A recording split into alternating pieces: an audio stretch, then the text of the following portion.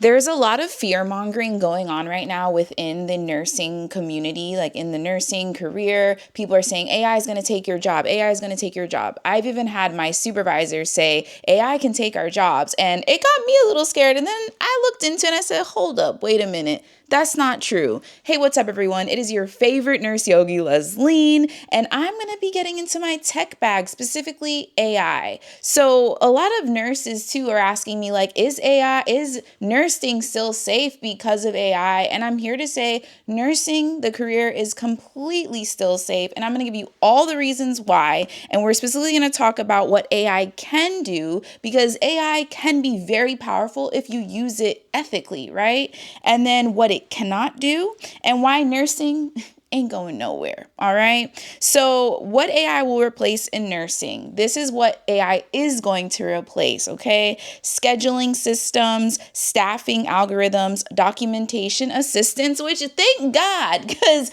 documentation be taking us out when I tell you, because if you don't chart it, it didn't happen, right? Chart reviews, prior auths, utilization task, admin heavy repetitive work. AI is replacing tasks, but it's not replacing nurses. So let me say that again. AI is replacing tasks. However, it's not replacing nurses. And this fill in the blank with anything. I don't know the person that said this, but there is somebody that recently was saying how AI is taking a lot of jobs. It's taking a lot of task-specific jobs. So all of those things that I said, scheduling systems, documentation assistance, staffing algorithms, like things that charge nurses might have had to figure out and they'd be spending like hours trying to figure out, AI will now be able to assist them with this. However, you still need to have clinical knowledge as the charge nurse to like look through AI, like look through what AI gave you and determine, okay, should that nurse that has X amount of years of experience be taking care of these 5? You know what I'm saying? Like, so AI is just going to make our lives as nurses easier. Specifically, I want to also talk about utilization task. I currently work in utilization management, where I did have my supervisor say, AI is going to be taking our jobs, like we got to be on our P's and Q's. Yes, that is correct in the sense that there are certain things within utilization management, like for example, I'll make a whole separate video about what I do currently as a nurse, but I have to build authorizations, okay, on the computer within our system. And the building the auth could be AI generated, if I'm going to be honest with you. And then as the nurse with my clinical judgment, I will look to see what AI built, right? Because there's certain procedure codes, there's certain diagnosis codes that AI will, because it is repetitive, but sometimes AI be messing up. So as a nurse with the clinical judgment, I will look to see what AI did and make the corrections, right? So we need to stay here. They need us. So let's get into section 2. What AI cannot replace, okay? So, I'm clear the air, which I kind of already was doing. Clinical judgment.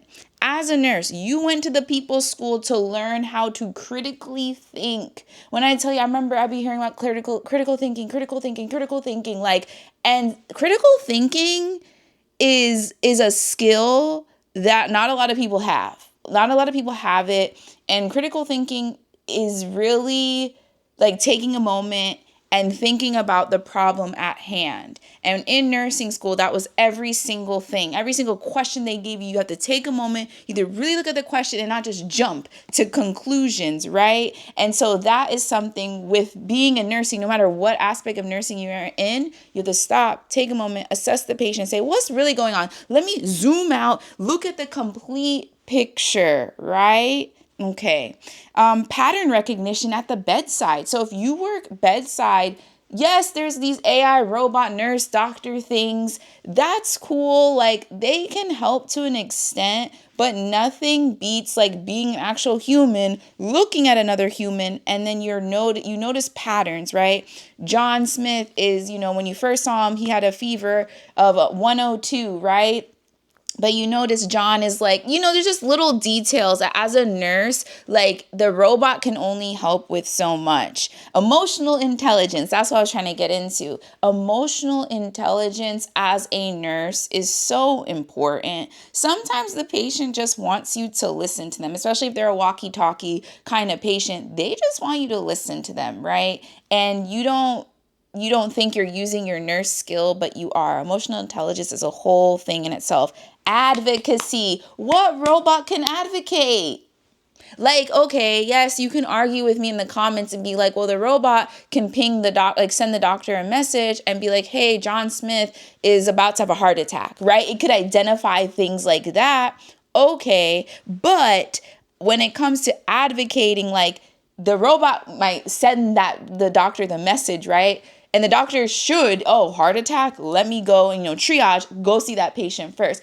However, as the nurse, when you have to call the doctor and you have urgency in your voice and you're like, you need to come stat, that changes everything because you have emotion in your voice as you're sharing that, hey, I need you yesterday, like to see my patient.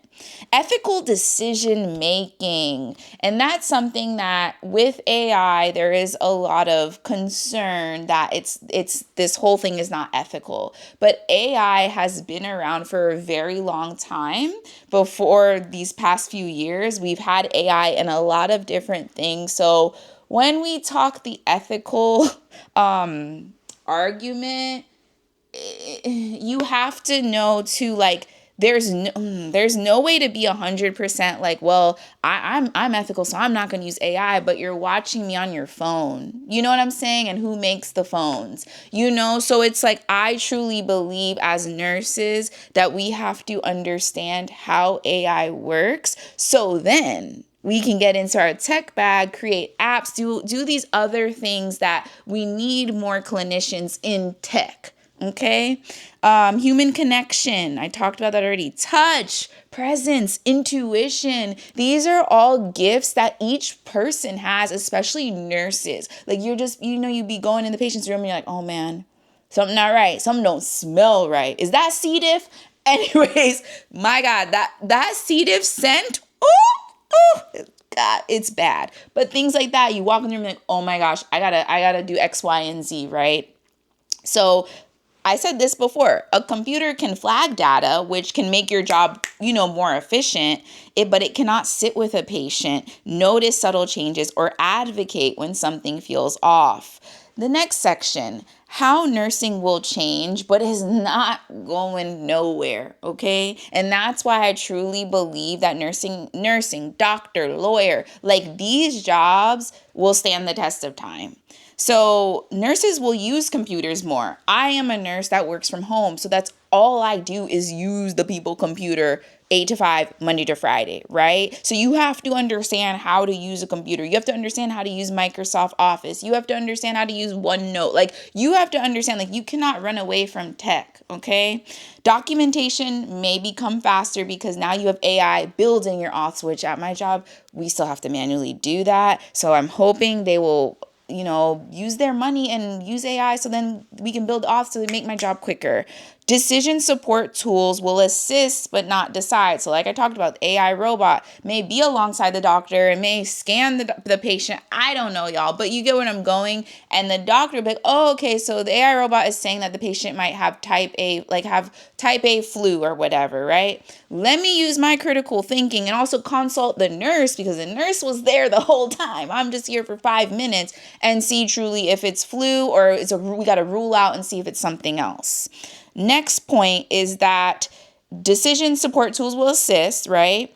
Nurses who understand tech will be more valuable. Look at me being ahead already of my script. So like I said, you as a nurse, no matter what age you are, you need to learn tech because that's a skill set of being a nurse. It's a skill set in any career, if I'm going to be honest with you, but I'm talking about nursing because that's what I do. it will it will level you up. It'll open up your world to other opportunities where you could start doing speaking engagements. You can start doing consulting with tech companies. Like the Apple Watch, like this, that's something that I really want to look into. Like I would love to be a nurse that like helps build out the software for fitness devices. Like that's something like, you have to think bigger when it's a nurse. It's not just bedside, it's not just insurance. Like there is way more ways you can be a nurse. What else? So time may shift back toward patient care in some settings. That's another point. And nursing will evolve the way it always has. Next point, next section. Why now is actually a good time to be a nurse. Aging population, the boomer population, there are so many of them, right? You probably have a relative, a mom, a dad, maybe you still have like a grandparent that is currently living and they're getting older, right? And unfortunately, a lot of the boomers that are getting older are not they're not living healthy. Like they're here, which is amazing, but there we go. Quality of living is not the way it could be. Also, there's a nursing shortage. I got a text today that was like, you want to go to, where was it? Mississippi on my phone over there. Mississippi or Montana. And it was like, this is the range of price, la la la. I'm not doing that. I'm not. They could pay me $1 million. I'm not doing it. Increased complexity of care. Like I said, our parents, our grandparents are living longer, but the quality of life is not even par. It's like, it's not good, right? So that's something else too, is like, it's becoming more complex. Like people are living longer. So now we have to figure out like, okay, also now we're just studying more on women's health. So it's like, there needs to be more providers that are caring for women that unfortunately do live longer than their male counterparts, right? Nurses who adapt will thrive. Okay. So again, nurses who adapt will thrive. And there's going to be a need for human-centered healthcare. I recently made a short TikTok reel, whatever you want to call it, where I said, and I work in healthcare, but it's not human-centered. And being that I also am a certified yoga teacher, when I teach my yoga classes, people come to my classes because I am a nurse and there's that trust, right? Like sometimes people trust nurses more than doctors.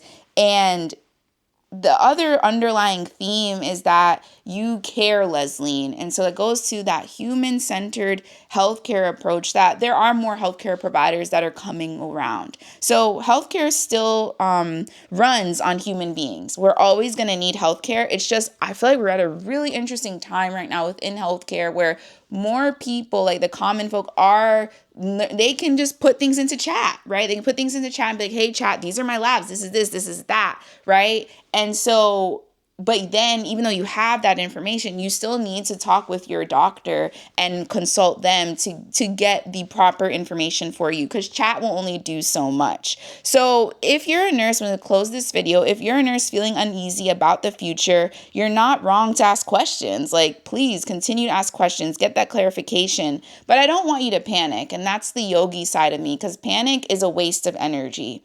If you want more honest conversations about nursing, career pivots, and non-traditional paths, I hope you subscribe and stay with me, and I'll see you in the next one. Bye for now.